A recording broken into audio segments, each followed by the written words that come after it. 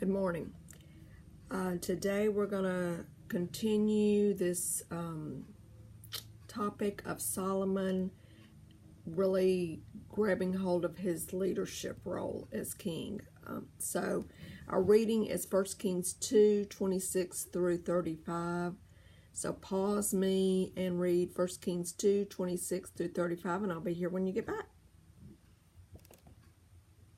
Okay, so you remember from the last lesson, Solomon had just had Adonijah killed, and there were two leaders that were originally David's leaders who supported Adonijah's attempt to seize the throne.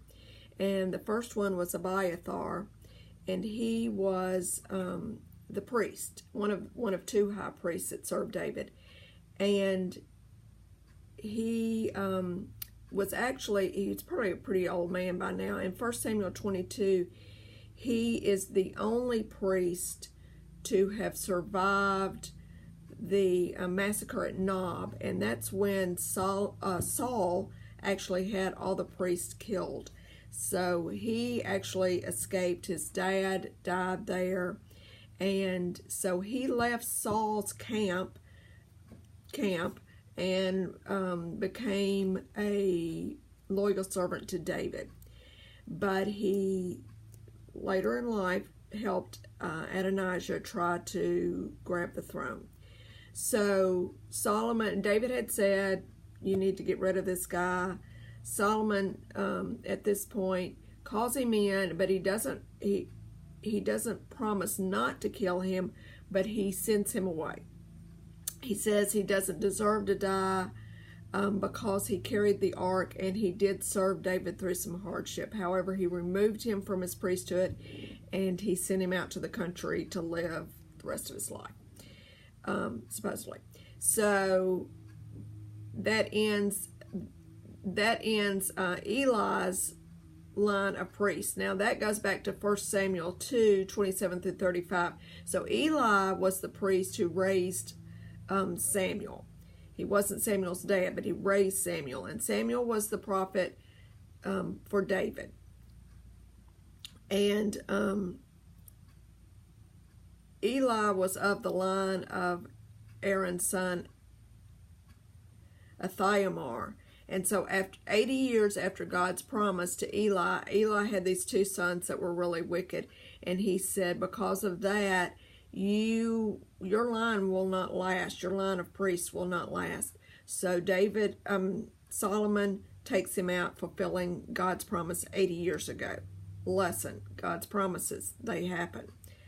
The second guy that helped Adonijah try to grab the throne was Joab. Joab was David's military leader for years, and when Joab hears about what's going on with Adonijah and Abiathar, he runs to the horns of the altar like Adonijah did. Now, these horns, again, were sanctuary for those who had accidentally killed somebody, and that's in Exodus 21:13 through 14, if you want to read about that. Joab had murdered willfully, not accidentally. So the people he murdered that we know of were Abner. Abner killed Joab's brother in self-defense. So this is in 2 Samuel 2, and Joab didn't like that he killed his brother, so he killed him, even though it was in self-defense that Abner had killed his brother. And then Amasa, David had replaced Joab as his military leader in 2 Samuel 18 and 19, and I don't think Joab was very happy about that. Now, in his defense, Amasa had led Absalom's army against David, and Joab actually thought Amasa might be conspiring against David again in 2 Samuel 20.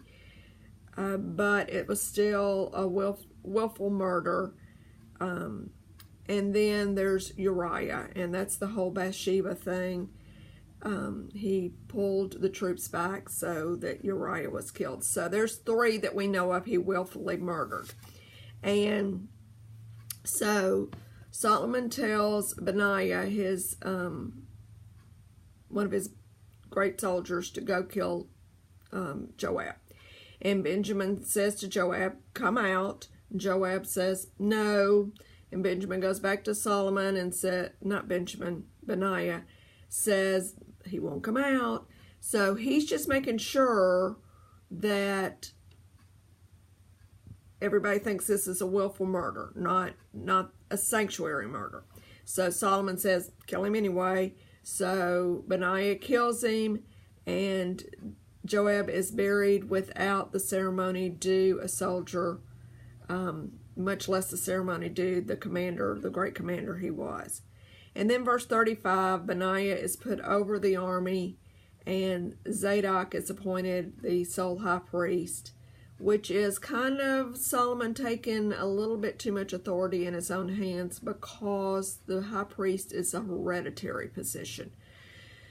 So, again, the lesson today is God's promises are good, and we will continue with Solomon in our next lesson.